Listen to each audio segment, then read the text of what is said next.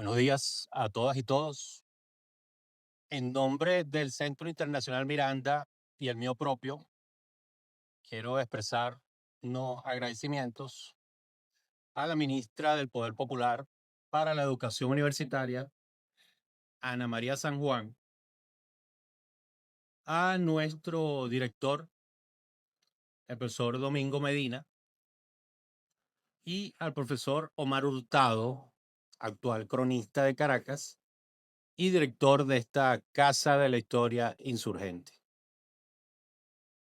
Adicionalmente, quiero aprovechar la oportunidad para recomendar la lectura del artículo El momento constituyente de Venezuela, escrito por nuestro presidente, el profesor Domingo Medina. Como de costumbre, sale todos los miércoles en la columna del CIN en el Correo del Orinoco.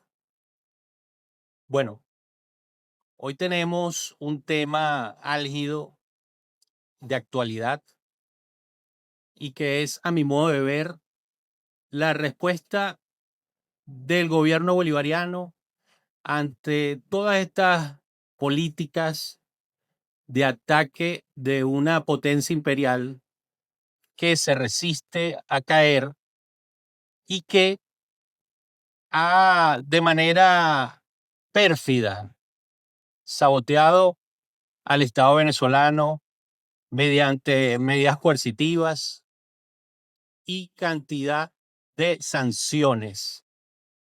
Es un tema, estamos hablando nada más y nada menos que de la diplomacia bolivariana de paz. Y bueno, para hablar de este tema tenemos hoy a una destacada invitada, una que a mi modo de ver es una guerrera, una de esas gloriosas mujeres venezolanas. Ella es actualmente presidenta del Instituto Simón Bolívar para la Paz y la Solidaridad entre los Pueblos.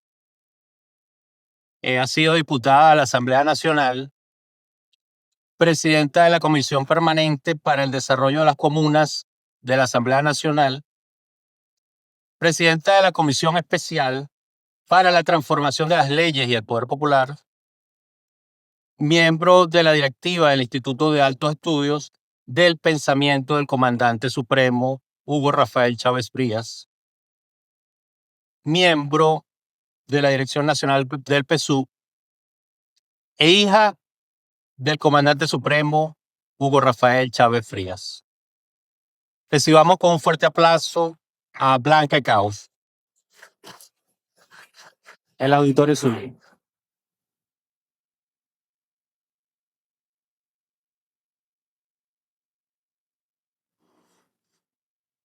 Buenos días, queridos y queridas compañeros, compañeras, compatriotas, camaradas, todos y todas. No sé, estoy haciendo un feedback aquí. ¿Ya? Ok. En primer lugar, pido disculpas. Se me complicó la mañana, estoy llegando con retraso y sin embargo están aquí. Se los agradezco profundamente esta espera.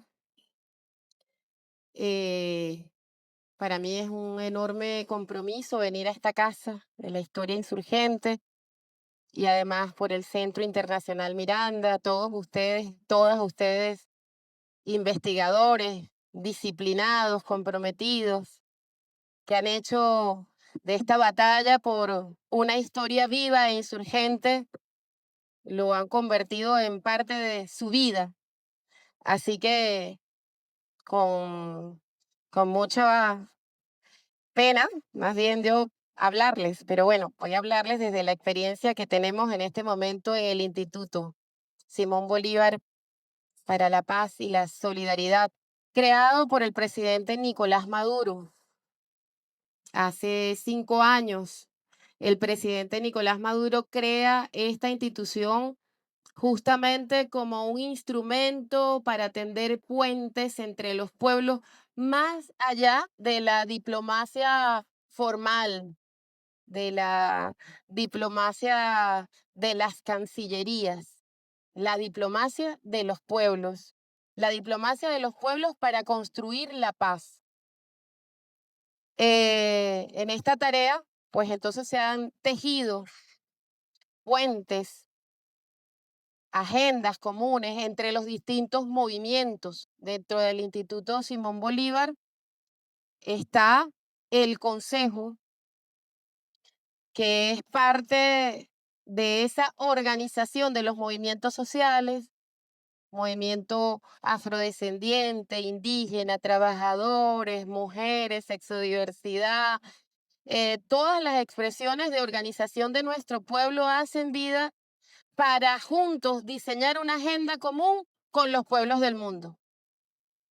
En uno de esos puentes que desde el año pasado hemos estado construyendo con mayor fortaleza dentro del tema de la solidaridad, por ejemplo, es el movimiento Francisco de Miranda, movimiento de solidaridad mutua del pueblo de Venezuela y el pueblo de los Estados Unidos.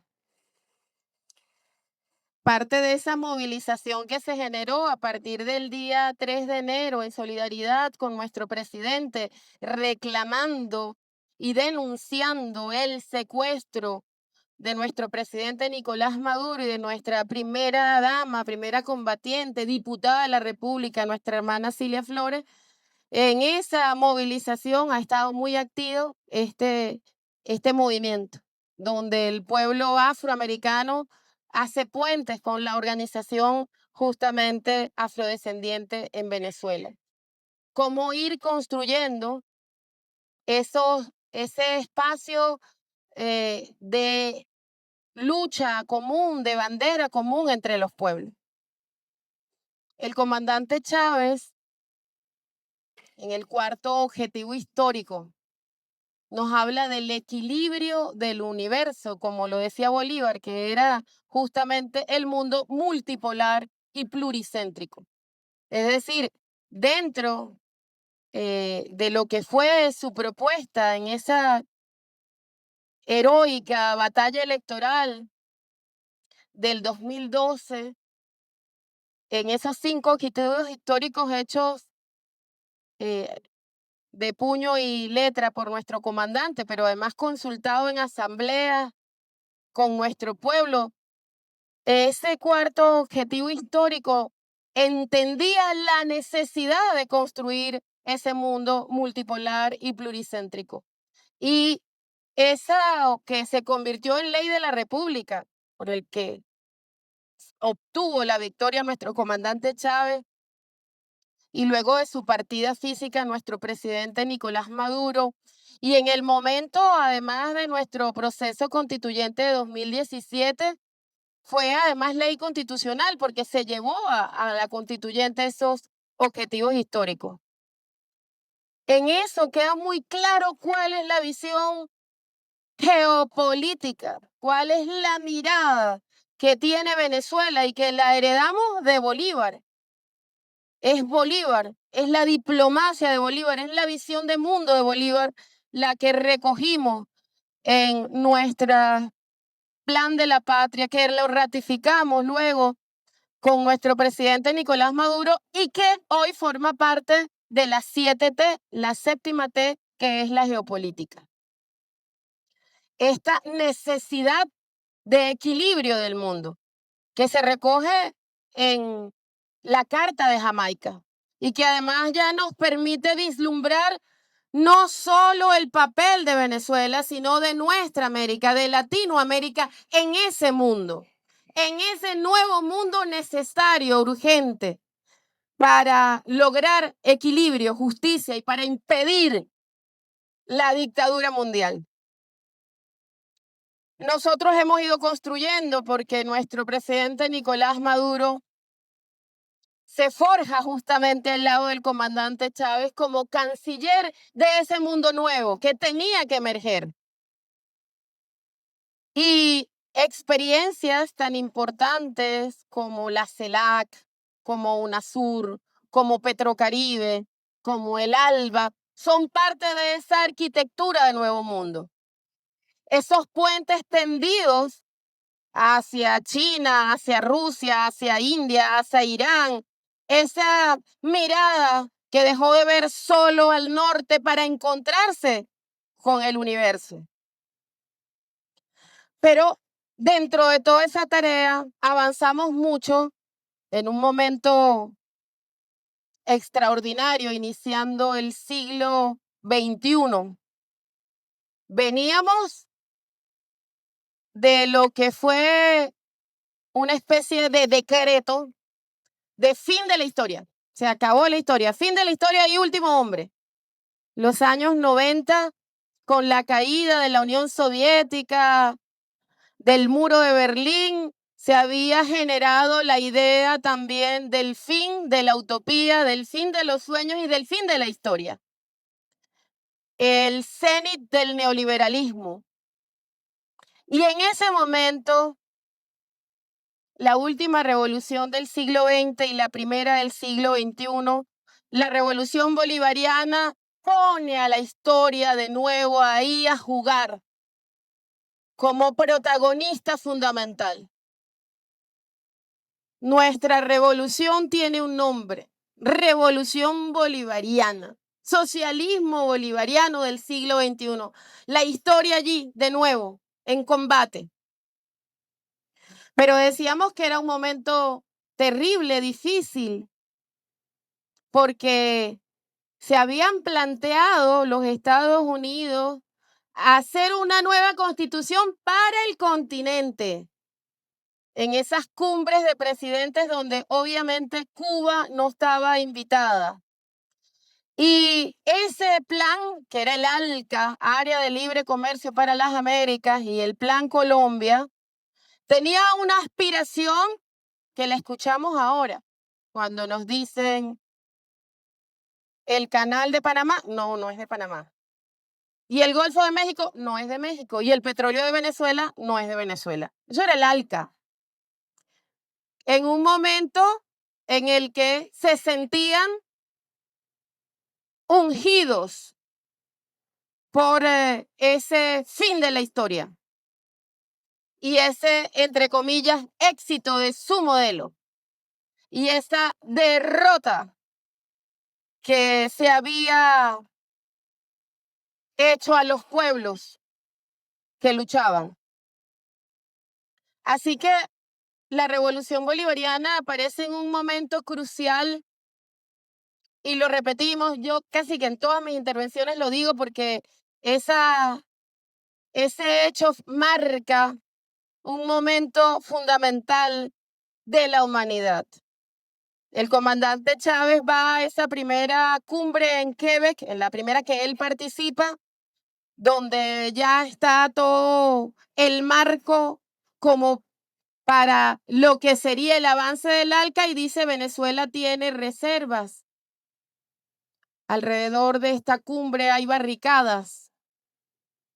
Los pueblos no han sido consultados.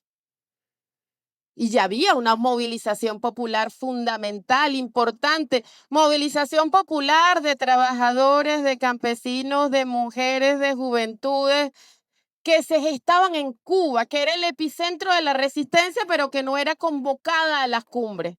Ahí, diplomacia de pueblos, lucha de pueblos, encuentro de pueblos, solidaridad, internacionalismo. Pero el único presidente que reconoce esa realidad allí en esa cumbre es Chávez. Y Venezuela tiene reservas e inicia un proceso que culmina en Mar de Plata.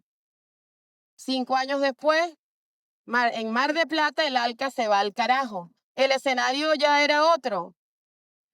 Esa revolución bolivariana que trajo la historia de nuevo al juego generó un movimiento importantísimo para el otro mundo posible, para esa búsqueda del equilibrio del universo, para esa construcción de un nuevo modelo de diplomacia, que en nuestra América es como ejemplo prodigioso de ese modelo es el ALBA, donde la diplomacia está no en función de los intereses mezquinos, sino en función de la mayor suma de felicidad posible, de llevar con la misión Milagro la vista a millones de seres humanos en este continente, de lograr a partir de la solidaridad, la alfabetización, la posibilidad de compartir entre nosotros, desde la energía hasta los alimentos. Todo eso ha tenido momentos extraordinarios, pero de alguna manera se generó una dinámica burocrática entre gobiernos. Y al cambiar los gobiernos, se acababa el espacio de encuentro, de construcción colectiva, movimental, solidaria entre los pueblos. Variaba un gobierno y terminaba convirtiendo la CELAC en una rémora de la que había que librarse, sin consultar pueblos. Por lo cual la diplomacia de los pueblos exige justamente una dinámica de encuentro verdadero, de levantar las banderas y de luchar más allá de las dinámicas de los modelos de democracia representativa, de democracia burguesa, de democracia que termina cada 4, 5, 6 años, dependiendo de la dinámica, posponiendo los intereses de los pueblos, dejándolo de lado o traicionándolos.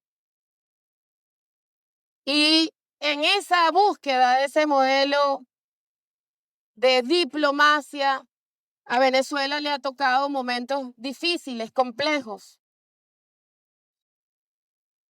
porque luego de la partida física de nuestro comandante Chávez, la guerra cognitiva, la guerra multifactorial, la guerra comunicacional, la guerra multidimensional, la guerra de todo tipo contra Venezuela se incrementó para tratar de que esa voz fuese aislada, estigmatizada, para que no siguiera generando escenarios distintos de lucha para la humanidad.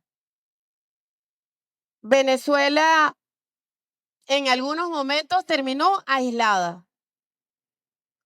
En el año 2014, en medio de ese escenario que fue la salida de esas guarimbas terribles, la campaña mediática mundial contra Venezuela fue tan grande que era difícil ir a algún escenario en el mundo donde no se nos cuestionara como un país violador de derechos humanos, una dictadura, un país forajido, un estado fallido, de todo.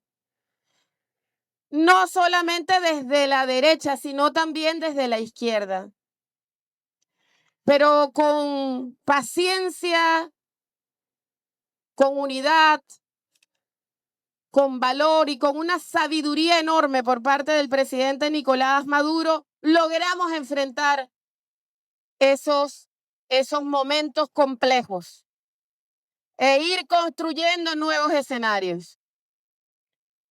Sin embargo, esa guerra multidimensional, multifactorial, cognitiva, mediática, permitió al gobierno imperialista generar un decreto infame donde a Venezuela se le decreta amenaza inusual y extraordinaria. Y es el marco, además, jurídico, legal, entre comillas, para las más de 1000 medidas coercitivas y para toda la guerra incrementada exponencialmente contra nuestra república.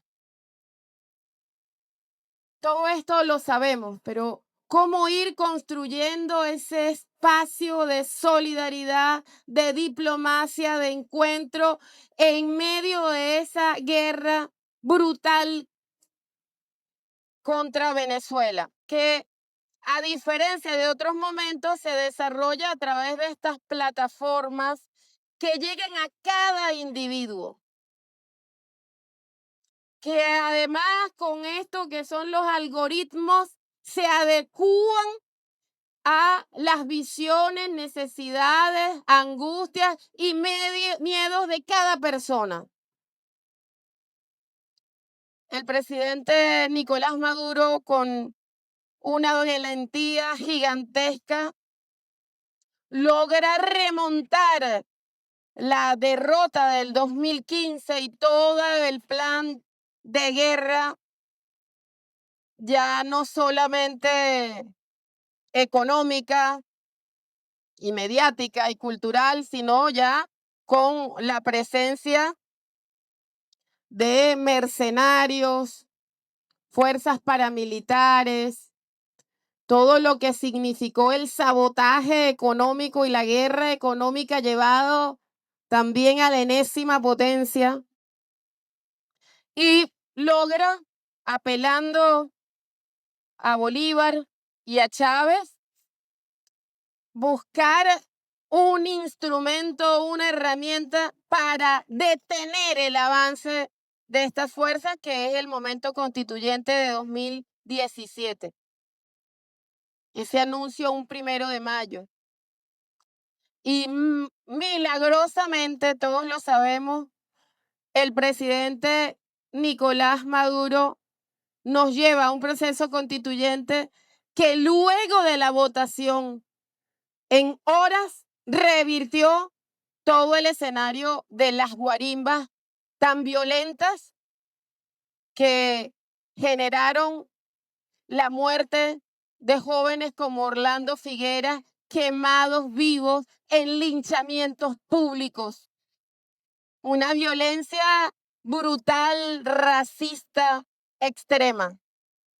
Y el presidente Nicolás la detiene en ese proceso constituyente. Y se reabre el espacio, el escenario político. Y se generan las condiciones para retomar el espacio de paz y también el papel de Venezuela y la mirada sobre Venezuela en el mundo. Nunca se terminó el estigma.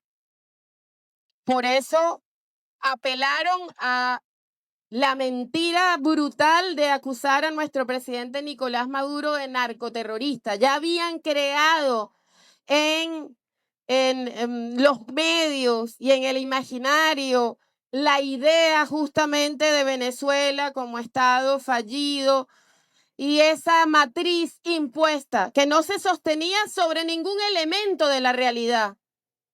Pero es que en este espacio de las redes, la realidad no es ni siquiera un referente, no hay que considerarla.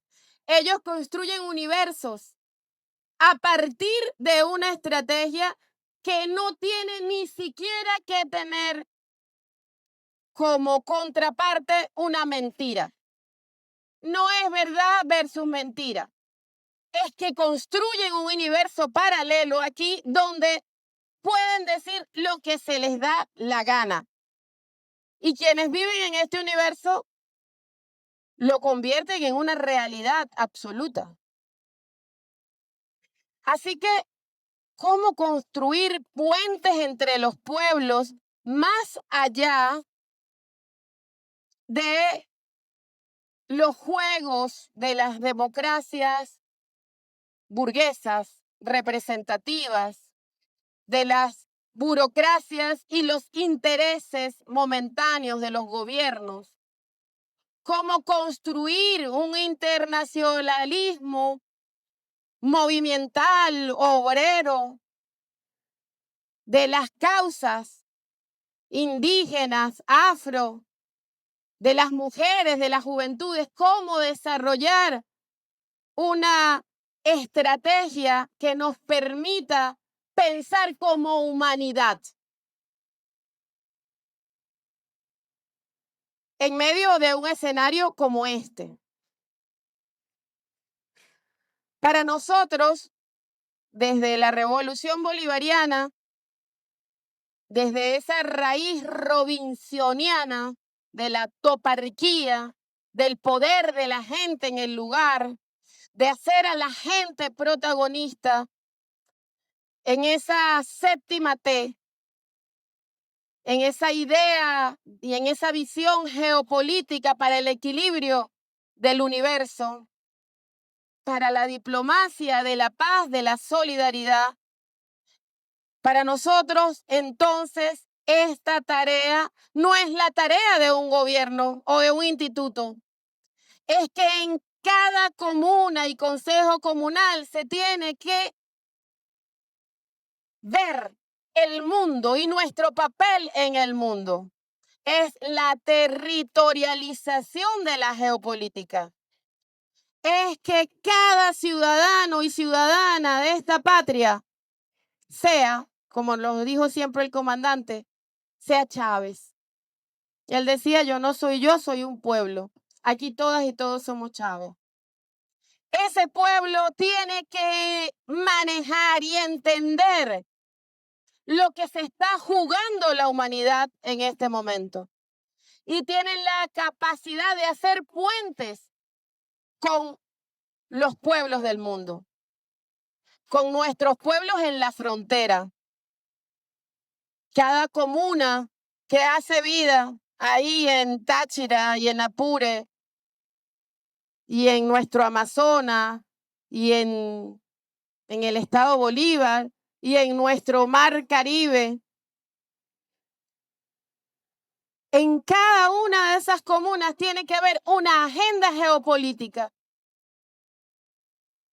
que sea capaz de entender cuál es el papel de Venezuela y cuál es el escenario en el que está jugándose la humanidad su destino.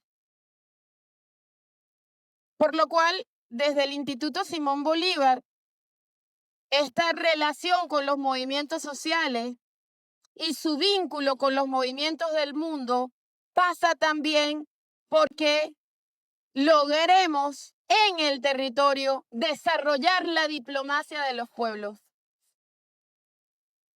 Un pueblo puede ser manipulado muy fácilmente a partir de estrategias como la de las sanciones, las de precarizarnos la vida para que culpemos a nuestro hermano. Y lo único que nos puede defender de esa estrategia es un conocimiento profundo de quiénes somos, de dónde venimos y hacia dónde vamos. Por lo cual esta visión geopolítica bolivariana tiene raíces profundas y en ella hoy más que nunca la historia juega un papel crucial. Porque esa mirada de quiénes somos y de dónde venimos determina nuestro papel en este momento y hacia dónde vamos. El pueblo venezolano ha estado sometido a una estrategia o a una doctrina de shock. Desde el mes de agosto del año pasado, y se incrementa brutalmente en septiembre, sobre nuestra patria hay un plan y un discurso y una acción de guerra. Se movilizó tropas, se movilizaron submarinos nucleares, portaaviones, misiles al mar Caribe. Todos dirigidos hacia nosotras y nosotros. pero además con un discurso permanente de amenaza que superó el escenario del discurso y donde más de un centenar, ya no sé por dónde va la cuenta, de pescadores fueron asesinados con misiles lanzados sobre el mar Caribe. Esta acción de guerra no es solo contra Venezuela, es contra nuestra América. Pero es Venezuela la que lleva como legado histórico esta tarea de unidad nuestra americana, de unidad latinoamericana.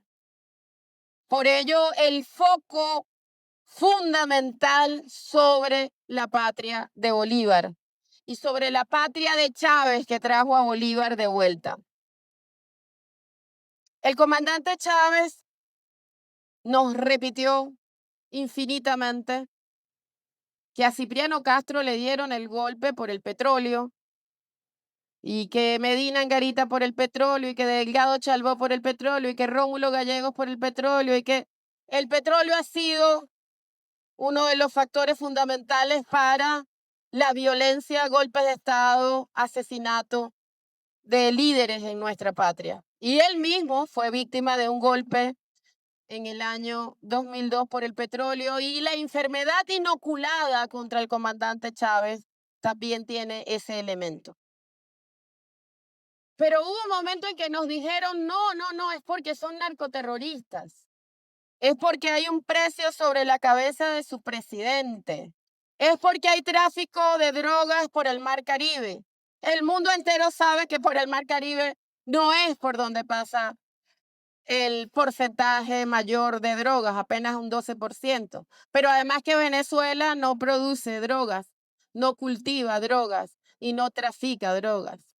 Pero la narrativa en ese momento no era petróleo, era por el tráfico de drogas. Ya había dejado de ser por la dictadura, sino por el narcoterrorismo.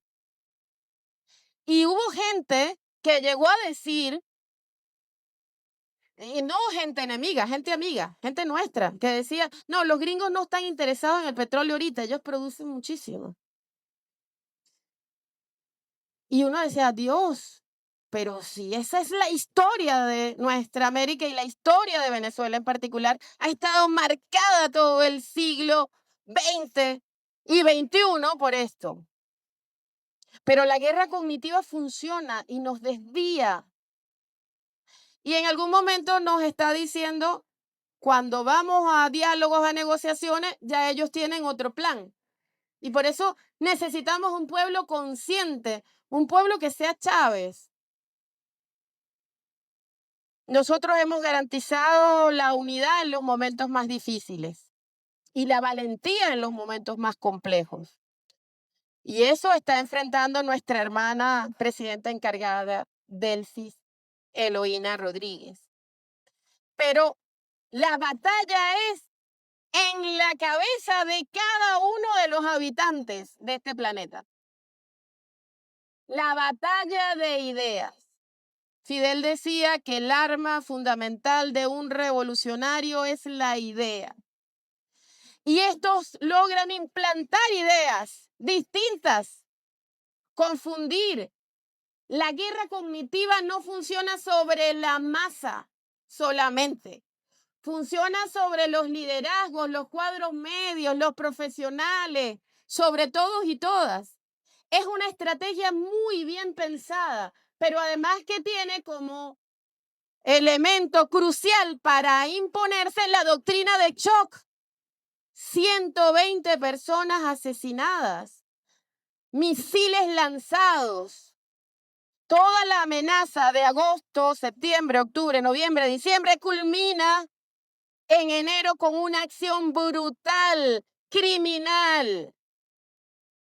El secuestro del presidente y de la primera combatiente. Ese escenario no quería quedar solo allí.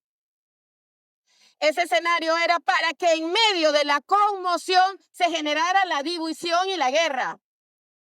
Saliera alguna gente a decir, yo estoy del otro lado. Se dividieran las fuerzas. y se acabara la gobernabilidad en el país. El escenario que ellos quieren es una guerra fratricida, guerra de perros para entrar sin resistencia, porque nos hemos entrematado nosotros. Eso no se generó, pero estamos bajo esa acción del shock. Estamos bajo esta guerra que no ha cesado, la guerra cognitiva, pero también la guerra real. En el Caribe nuestros barcos no pueden pasar. Venezuela no le puede suministrar combustible a Cuba.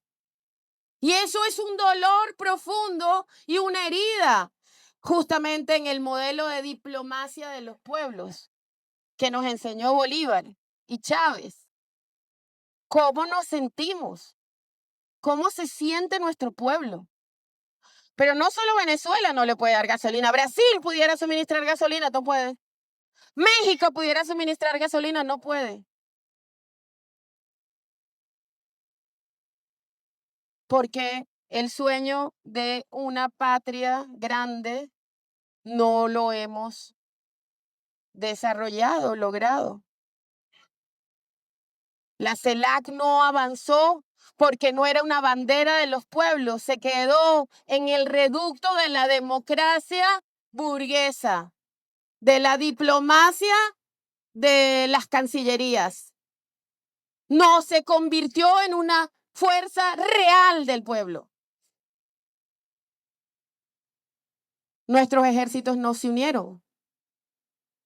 Cada uno está defendiéndose su ombligo. Y decía el padre Bolívar, creo que lo puse por aquí.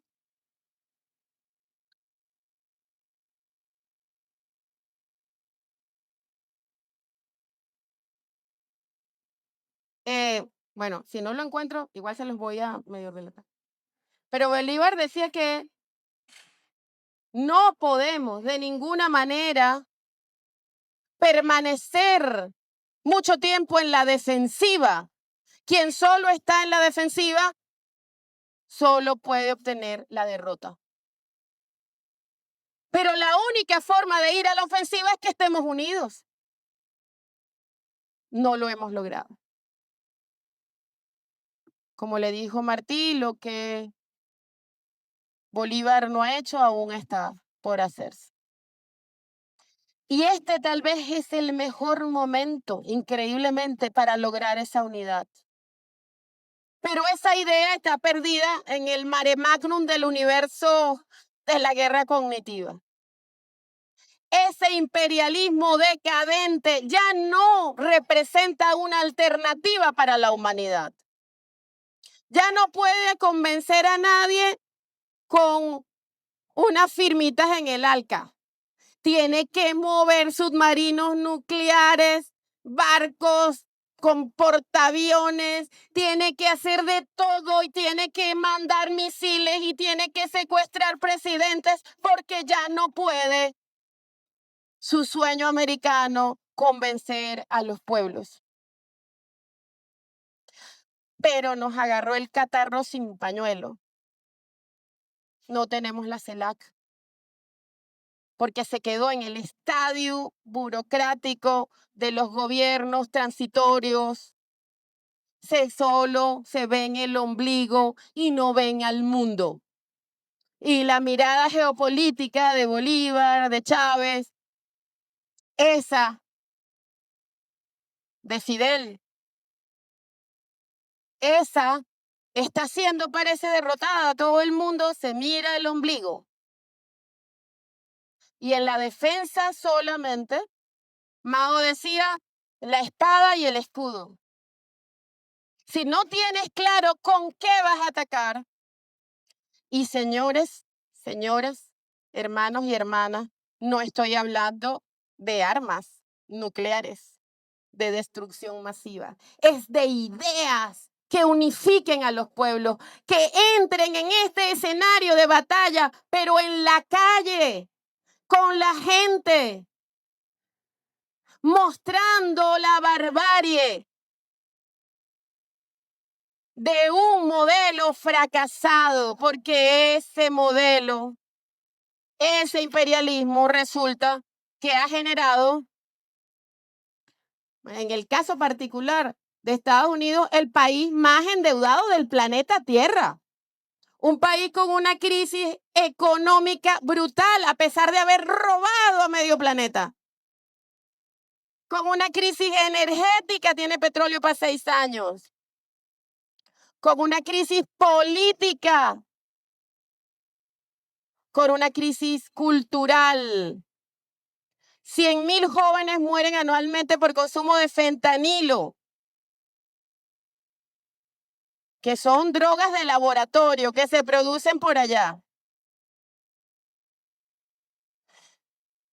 Todos los días hay masacres en escuelas, universidades, liceos, arte mercado, plazas, centros comerciales.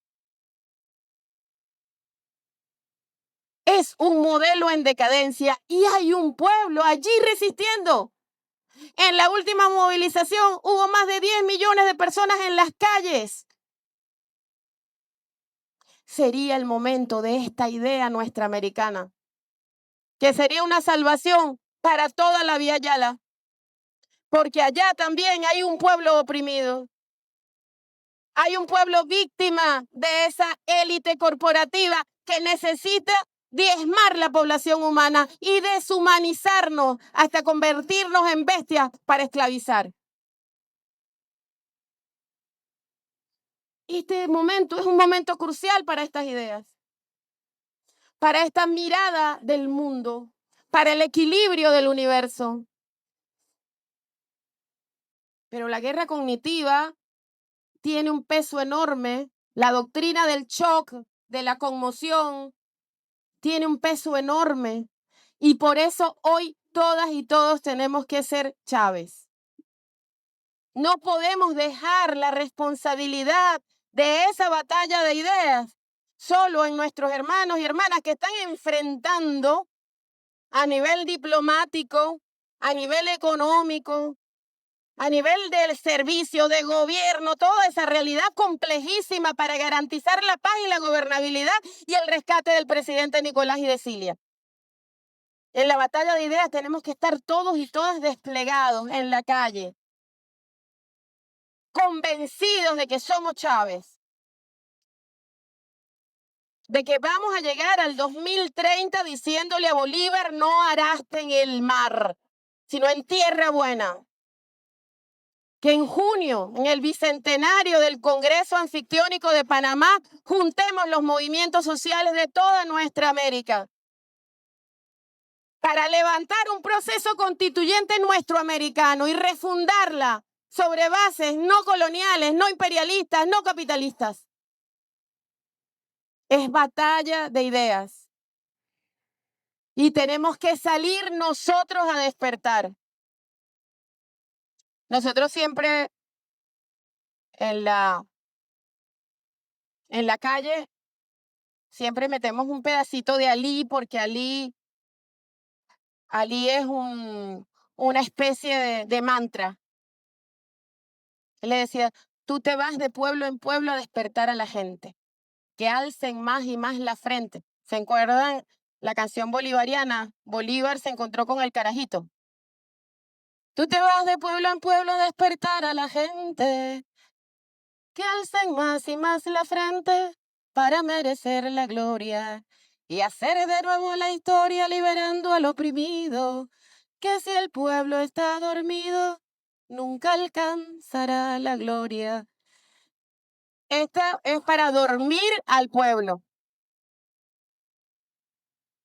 Esto es para engañar, atemorizar, aterrorizar y desviarnos. Y si no estamos allí llevando nuestra idea, la de Bolívar, la de Chávez, el presidente Nicolás Maduro se vea convertido en un estorbo enorme. Aún allá donde está, sigue siendo para ellos una amenaza. Porque iba con esas ideas a todos lados.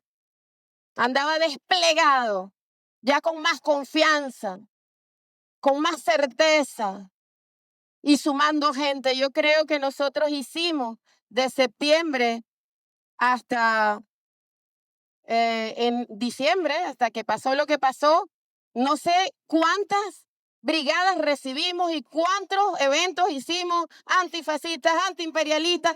Venezuela era el epicentro de la lucha contra este modelo brutal, inhumano, criminal y genocida. Había que silenciar a Nicolás. No solo apoderarse del petróleo, sino matar la idea de Bolívar que él expresa. Nos toca a todos y a todas.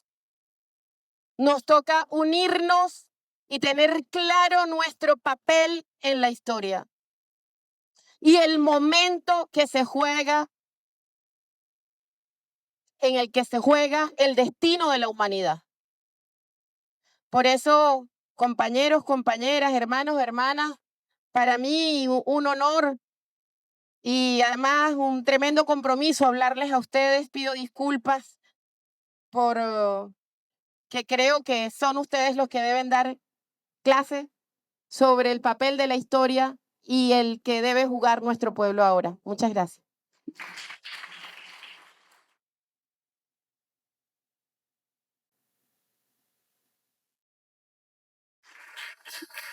Impresionante. Como bien mencionó Blanca, esa vigencia del pensamiento bolivariano y de cómo nuestro comandante supremo, Hugo Rafael Chávez Frías, nos rescató a Bolívar, nos lo trajo de vuelta a la batalla, a la pelea, y bueno, aquí estamos. Vamos a tomar la palabra de la profesora Judith.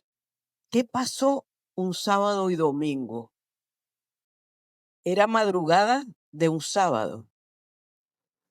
¿Dónde estaban las instituciones? Se supone que era sábado y domingo.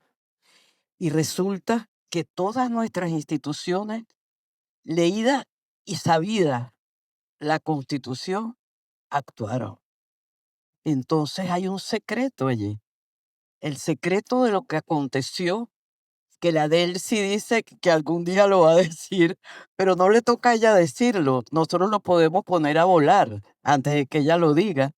O sea, cómo funcionaron para la madrugada del 3 para el 4 para llegar al 5 a instalar la Asamblea Nacional. O sea, es importantísimo el señalamiento de la fortaleza de nuestro proceso insurgente constituyente. O sea, de cómo la Constitución tiene secretos y esos secretos, como el pueblo los conoce y como nuestra dirección política la conoce, está alerta. Te quería regalar ese fin de semana para tu argumento final. Gracias.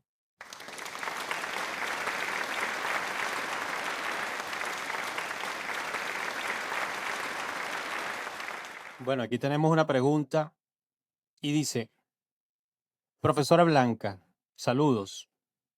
Me gustaría conocer su opinión acerca del proyecto del sionismo internacional y el desgobierno de Milei de entregar la Patagonia mapuche al ente sionista israelí y fundar allí una sucursal para la instrumentación de su política expansionista.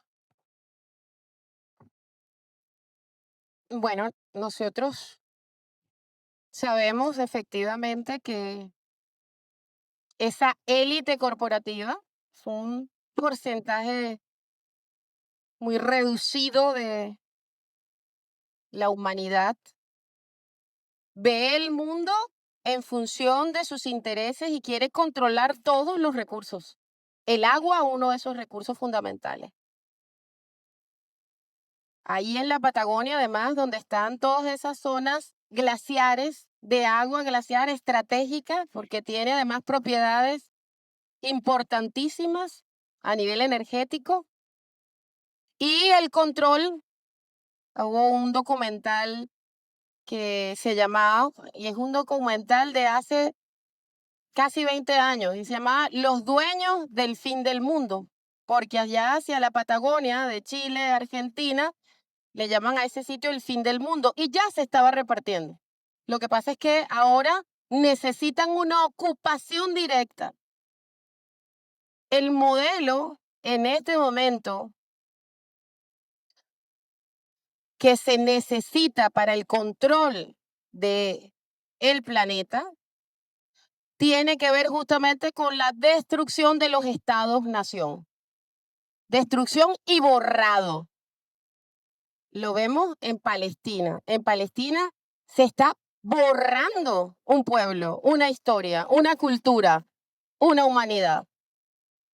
Y ahí podemos decir por quién doblan las campanas. Porque esa humanidad que se está borrando es toda la humanidad. Y ese plan, porque todos sabemos que el sionismo, el fascismo, que es la misma cosa, ese plan imperialista, cuando tomó la decisión de ocupar Palestina, tenía otros escenarios, entre esos Argentina, como territorio para ser ocupado y crear ahí el Estado de Israel. Y otro territorio es justamente nuestra Guayana y lo que es la Guyana, en aquel momento Guyana inglesa. Esos fueron parte, además de África, de los espacios en los que se plantearon instalar esa forma neocolonial o colonial sionista. Y han avanzado ideológicamente. Una de las herramientas con las que ha avanzado, y esto es una paradoja, es a través de las religiones cristianas. El sionismo, que no es una religión, que utiliza a la religión judía para justificar la ocupación de territorios y para justificar su visión racista y supremacista, pero que no tiene de verdad ningún carácter religioso, y por eso no podemos acusar a la religión judía, el sionismo, como una expresión económica, política, militar, colonial.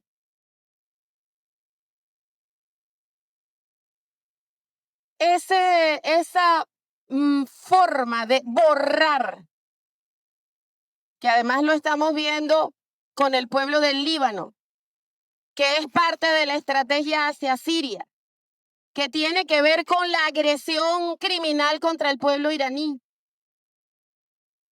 Eso obviamente es parte de la agenda que tienen en nuestra América, con ese rostro hacia la Patagonia, pero que en toda nuestra América tiene particularidades. Y uno de esos es la amenaza de borrar a Cuba, que tenemos que considerar por quién doblan las campanas. Una agresión a Cuba no es a Cuba, es a la existencia misma de América Latina. Es borrar eso que decía el padre Bolívar, que éramos una especie pequeña de nuevo género humano. Esa mezcla, esa historia, esa vida. Eso significaría que nosotros permitiéramos el borrado de Cuba. Es la desaparición nuestra. Entonces, personajes como Milei, como Noboa, como el que acaba de llegar a Chile, simplemente están trabajando para destruir los estados-nación, facilitando la entrada, la ocupación, sin resistencia aparente, de nuestros territorios. Y decía que como utilizan la religión, han metido la idea en población cristiana nuestra de que realmente ese modelo sionista es un modelo bíblico y un designio divino, y si tienen derecho a ocupar todo lo que les dé la gana y a matar todo lo que les dé la gana. Y esto, digo, es una paradoja porque desde esa visión del Viejo Testamento hay una negación del Cristo redentor con el que nosotros como latinoamericanos, una gran mayoría se identifica. Pero así funciona esa estrategia de penetración. Entonces terminan con un montón de hermanos, hermanas, cristianos, levantando la bandera sionista. Esa batalla de ideas hay que librarla. Y no desde una posición en contra de la religión, sino más bien levantando esa que Chávez expresó muy bien, esa mirada de un Cristo, de un Jesús revolucionario, redentor y antiimperialista. Hay muchos de ustedes pueden manejar mejor el tema que yo, así que lo dejo hasta ahí. Bueno, lo siguiente, más que una pregunta, es un planteamiento a tomar en cuenta relativo al tema de las comunas y dice, las comunas suman y atraen a más personas del pueblo. Es por ello la necesidad de formar a sus voceros en valores de participación, responsabilidad y bien común, para que todos trabajen y no 2 o 3 personas de los voceros. Yo creo que nuestro pueblo ha ido ejerciendo a partir de la práctica un poder liberador y emancipador en los consejos comunales en la comuna. Algunas con un gran avance, otras con aún incipientes, pero creo que la experiencia en general ha sido positiva.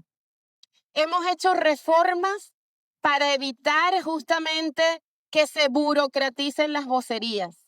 Por eso, en la reforma que hicimos a la ley de comunas, se fortalece y a la de consejos comunales la asamblea de ciudadanos como el espacio para la toma de decisiones. Y las vocerías además tienen que responder justamente a ser parte de consejos comunales y no parlamentos de comunas que no hacen vida en los territorios.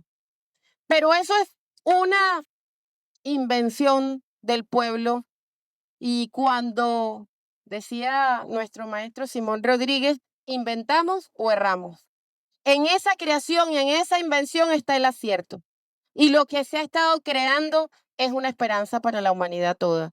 Hay que hacer un esfuerzo mayor por formación, por trabajo, una formación que sea también una pedagogía liberadora, aprendiendo del pueblo que hace la cartografía, del pueblo que levanta el mapa de soluciones, del pueblo que desarrolla los proyectos en asamblea, del pueblo que ejecuta sin contratistas y se ahorra ese dinero.